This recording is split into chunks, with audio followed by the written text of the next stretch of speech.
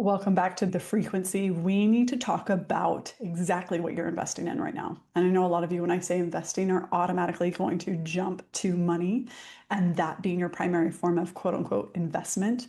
But more often than not, this is something that you may not even realize you're not investing in that is actually affecting every single decision experience in your life. So let's dive in. I think I was on a walk or something like that. And somebody said something to the effect of, I was listening to a podcast or it was on a book or something like that. And they said something about basically like the mechanism through which you make decisions is the thing that's going to influence your life the most. And I was like, so interesting. So many of us, and I have a lot of clients who come to me and they might experience decision paralysis where they have options and they're like, I don't know how to make a decision. I'm afraid of making the wrong decision. Or, it kind of depends. It depends on what they're coming in for. But more often than not, they're having a hard time maybe choosing the right partner. They're having a hard time navigating like what choices are right for their business. And so the common theme is always basically trusting yourself as the decision maker. And one thing that you need to start investing in now is your decision making skills, is you as a decision maker.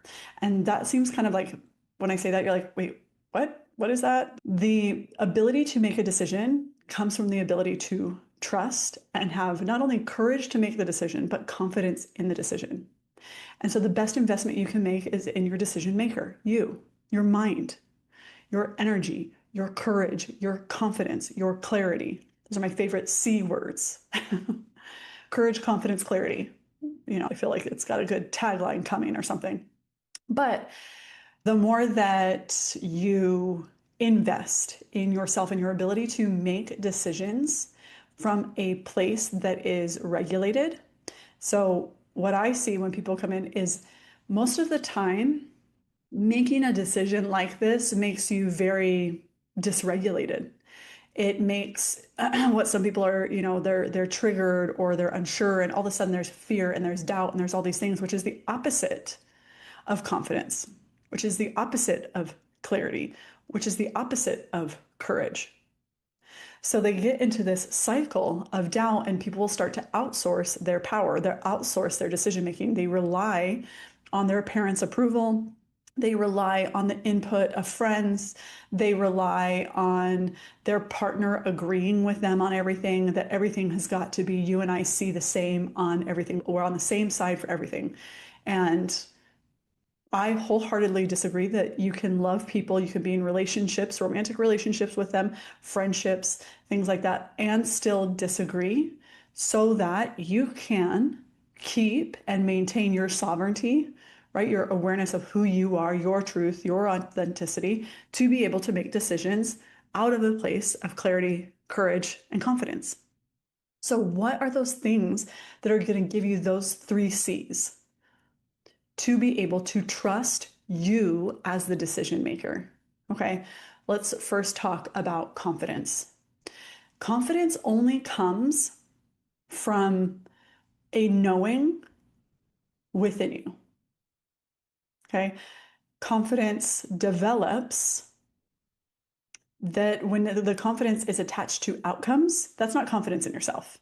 Like, you do need things to happen, you to trust yourself enough. Okay, that's the first step, trust, to then take the action. And then the action that works out well proves to you that you trust yourself, right? It's affirming what you already know. But if you do not have the trust, you will not have the confidence to make those decisions. So you need to first, if you're investing in the decision maker, which permeates every single piece of your life, you need to develop trust in yourself first and foremost. That is the precursor to courage. Okay. So the way that you do that is by making small choices that aren't life altering. Okay. They're not life altering. Small choices every single day that make you trust your intuition, that make you trust your actions, that make you trust that when something feels right for you and you act on it, it will turn out for the best, even if it doesn't always turn out optimally at first. And I think that's the biggest thing is we always want this instant gratification. And sometimes the things that don't go well for us, you can only really see that it did work out in your favor. It's a year from now, 5 years from now, 10 years from now. There are lots of things that happened in my life that happened literally to me, not because of me. It was not my perception. It happened to me that felt like this, like, I don't know what to do. I don't know how to make the right choices from here. And I recognize I'm like, okay, I just need to make the next best choice for this moment. And so when you start to make those small choices, they start to build that relationship with yourself and you start to trust for bigger things. So now when somebody is treating you right in a relationship, you rely less on your conditioning and your patterns of the past, and you rely more heavily on your intuitive knowing, which is your true nature. Okay, there's another podcast episode that talks about how your habits are your second nature, and they keep you away from your first nature, which is that intuitive knowing who the fuck you are, and then acting on those beliefs, those truths for you. So doing small things that allow you to trust yourself. So if like, for instance, in my business, people book sessions. They also buy digital courses. They also join group programs. But there's sometimes when somebody books a session and I'm like, I don't have really a good feeling. Not that they're mean people. They weren't mean. They weren't rude. But I will instinctively know, like, this is not somebody I want to work with in depth for long periods of time. Because a lot of times what will happen is people will book a session or two, and then they're like, oh, you know what? I really want to work with you more long term, maybe more one-on-one and like building my business or whatever. Because what I do is help people go from building businesses that they're unsure are going to work, that they're kind of throwing spaghetti at the wall type of thing, or that they've hit the point of burnout. They're trying all the strategies and none of them are working. And I help people understand that you're always building a business on your unique energetic blueprint. And if your blueprint says to put the toilet in the fucking kitchen, no wonder it's not working. Okay. That's why I created the quiz, which chakra is your superpower in business, that will actually show you which chakra or which energy center is kind of the leader in your business. And then it'll send you an email that has like your results and like things that are really good for you, and things to help you balance other energy centers, and things like that, because you'll build a business that will keep you in your same conditioning, your same patterns that you were trying to get away from when you left a 9 to 5 or things like that. So I help people drive business that way, and understanding a little bit more of the energetic and the nervous system behind it. So people will start by booking maybe 1 or 2 or just a package where maybe we do 3 sessions together. And then as time goes on, what will happen is they will be like, hey, I really like to work more like business building, one-on-one type of thing, a long-term contract where we meet more often. And sometimes I'm like, this person, it's not that they rub me the wrong way. It's not that they're mean. Again, none of those things. But my intuition will be like, whatever it is, like, you don't need more of that in your life. There are certain, again, I'm just like everybody else, even though I do healing work and things like that. There's always like that vibe, like they just give me, I'm like, ooh, that's just a no for me. And so I've had people reach out and they're like, I'd love to work with you that. And I'm like, I just get a full body, like that kind of makes my body go ick. And when that happens, I always just say, like, I'm not taking any new clients currently. Like, currently, it's not open. At that moment, it's not open for you. They can purchase programs, and that's what a lot of times I'll give them other options. Hey, I know that this is kind of going on this sacred selling codes, which is a lot more understanding the like sales and understanding like psychology and emotional buying and being a heart-led business owner. This might be a little bit better for you. I know that you're having a really hard time with sales and your messaging and stuff like that. Give this a go. So it's like, how can I help you while still maintaining my own energetic body? And the more that I trust those nudges, the more that I'm not desperate for money, I'll just say yes to anybody. I'm not like, I just need whatever client. I need the clients that are going to do the work to regulate their nervous system, to change their subconscious, to change their energetic field so that they create a life that is truly authentic for them and a business that's authentic for them instead of other people's conditioning. It's small things too. It's like, don't drive down that street. Take a different way home. Stay a little bit longer at work. Like, all of a sudden you're like, you're chatting it up with your coworker and you're like, oh, I really should go. And for whatever reason, you don't. And you're like, it's okay. Like, I don't need to be in a rush.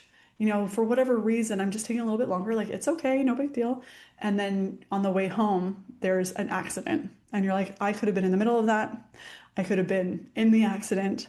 It's almost like, again, affirmation, that nudge and that intuitive shift and conscious action that you took based on this intuitive knowing, based on this information that came in, that you're like, oh yeah, see, like my intuition is good.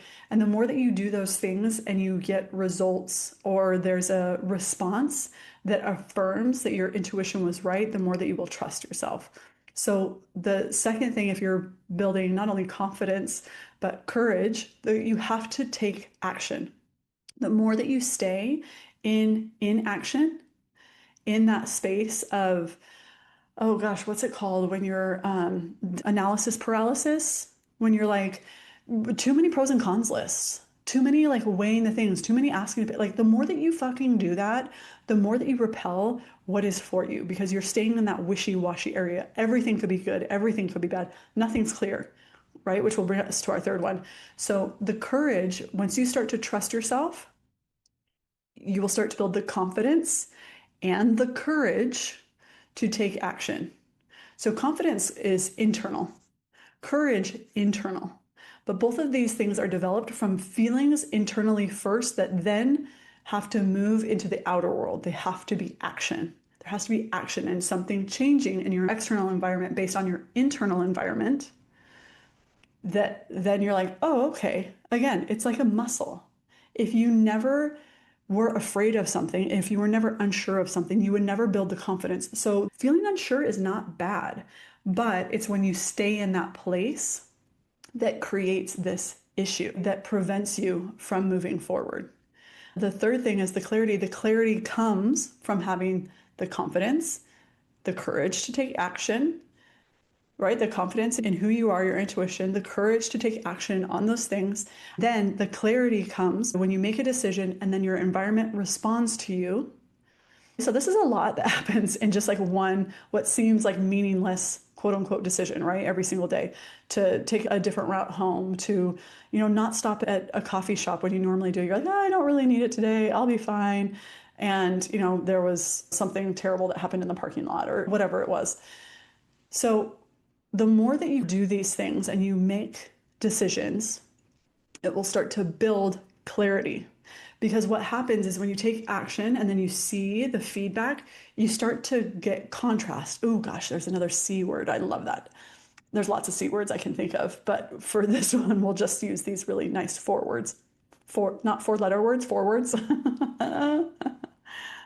Oh gosh, it's funny, guys. You can laugh at it. The more that you get this feedback and this contrast of what feels right for you and what feels good for you and what might trigger you, or might trigger you in a good way. Sometimes you're like, ooh, that's interesting. That makes me feel like that. Like, that seems like I'm overreacting a bit, or that seems like that doesn't seem like something I should be angry over. Like, you're witnessing yourself having this emotion. And then you're like, okay, that creates a contrast that then it starts to breed clarity. If I'm desiring a different result, then I need to take different action. So when you do that, then it's almost like when you have like a really, oh gosh, what's a good way to kind of, to a metaphor? So I'm kind of thinking of a puzzle. At first, there are so many pieces, right? There's some that are flipped over, there's some that are upright, they all have these different patterns on them, and it looks like chaos. And so you're not sure where to go. And you're like, okay, what's the first thing I can do? I need to trust that this is the next right step. Okay, anything that's got a lined edge is probably a border piece. Okay, I'm going to separate those things first. Okay, look, I start to do that and there starts to take some shape. Great. So I trusted myself, right? Developed some confidence. Then I put it into action, developed some like courage to do something about it.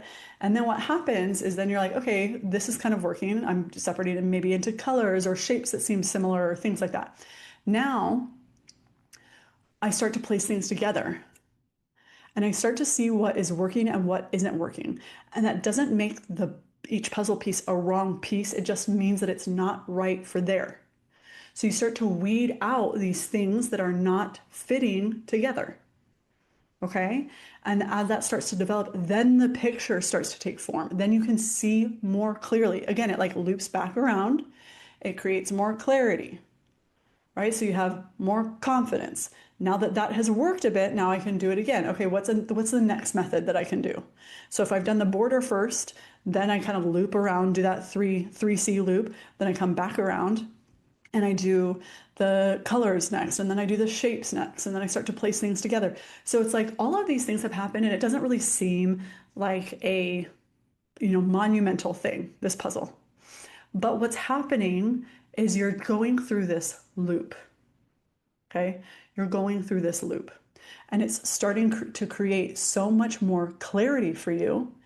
And you start to bank time, effort, energy into this decision maker, into the one thing that will be with you for the rest of your life, that will affect every single experience in your life, is your mindset, is the way in which conditioning has shaped and changed your brain.